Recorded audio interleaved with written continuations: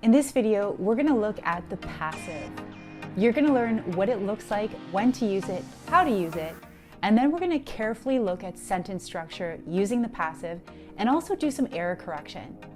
All of these components of the lesson will help you to increase your knowledge, confidence, and comfort when using this structure. Hey, it's Shauna here to give you some super English tips.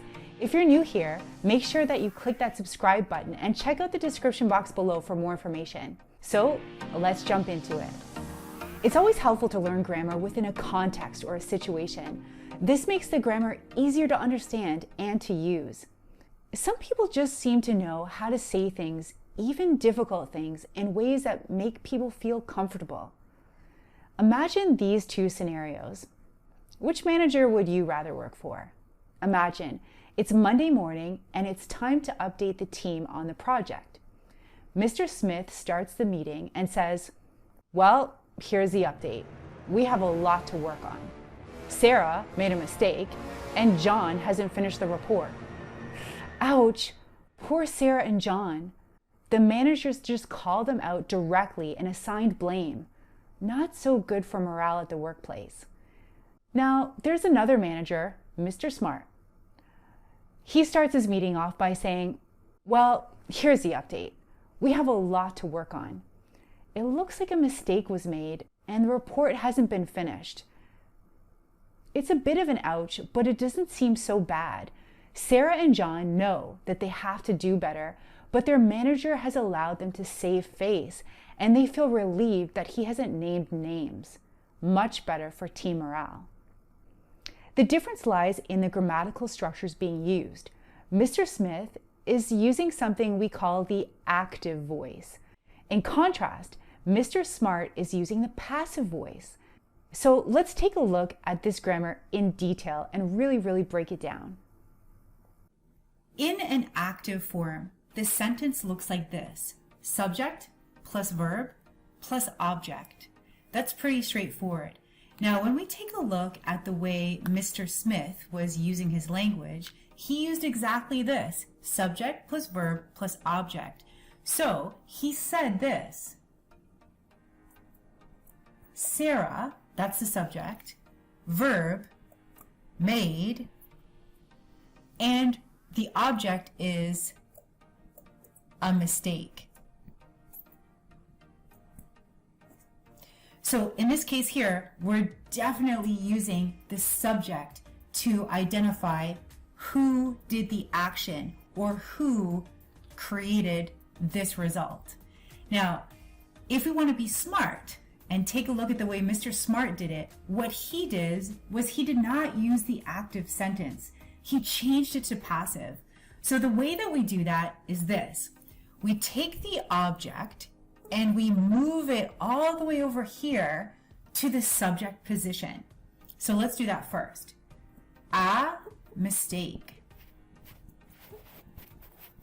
All right. Then from here, what we're going to do is we're going to take a look at this verb and we're going to keep it right in the middle position, but we're going to use the verb to be in the same verb tense as the original active sentence. So if you take a look at this, Sarah made a mistake. What verb tense is this? That's right, it's simple past. So a mistake, simple past, this is it. So it was, and that's it. Then we're going to use the past participle of this verb, which is also made, okay? So a mistake was, and then we have made. Now, what do we do with the subject? So the subject is going to move to the object position, and we're going to put the word by in here. So we have by, and then we add the subject, Sarah. Now, remember that the by phrase is optional. So we can just take that out and we can end the sentence here, like Mr. Smart does. A mistake was made. And it's a secret who did it, okay? So in this way, we are able to allow Sarah to save face. All right, let's take a look at the next one. In the active form, John hasn't finished the report. Now, the same thing applies. We're going to switch the object and the subject position. We're going to play with the verb and come out with a really nice way of saying this without calling John out. So the first thing we're going to do is we're taking this object and we're going to move it to the very front of the sentence. So it's going to look like this. The report. And now we're going to take the verb and change it up. So hasn't finished. What verb tense is that? It's present perfect. Now we need to use the verb to be in the present perfect. So the report hasn't been. That is the verb to be in the present perfect. Then we're going to add the past participle, which is the same thing, finished. Now, we could end the sentence right there, the same way that Mr. Smart does. The report hasn't been finished. Now, what's missing here is John. Remember, if we wanted to, we could put this here and use the by phrase, which is optional, by John. All right, let's take a look at these examples and see if you can change these active sentences into their passive form. Number 1, Anne wasted time. So here we have the subject, Anne, the verb, wasted, in the simple past, and time is the object. So what would the answer be?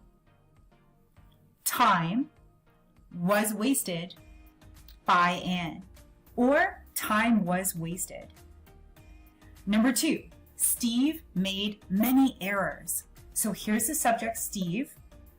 Here is the verb in simple past, and many errors is the object. So what would the answer be? That's right. Many errors were made by Steve. Many errors were made. Why do we say were made? Because were is the form of be in the simple past that matches with errors. Okay? So when we take a look at the verb to be, we have to make sure that we match it with the subject. So many errors, that is they. Okay, it's more than one, especially this S is important. So many errors is more than one. Okay, so this is they, that many errors. And then we have the simple past, they were, of be, remember. So they were. So when we put this into the passive form, we're going to say many errors, I'm going to write this out for you, many errors were made. Because this is the past form of be for this subject in this verb tense, the simple past. Then we add the past participle. Now we could say by Steve, or we can just be really nice and put a period.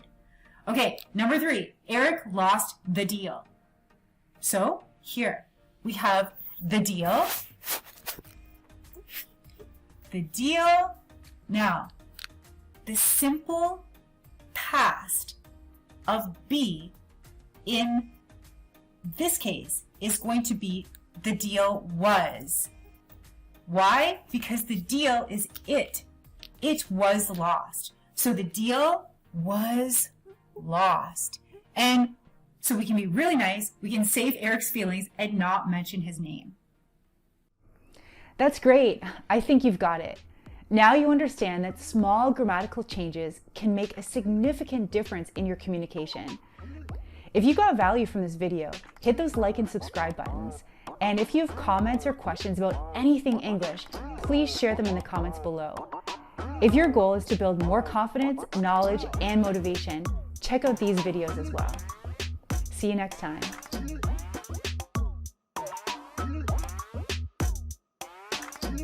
Wow.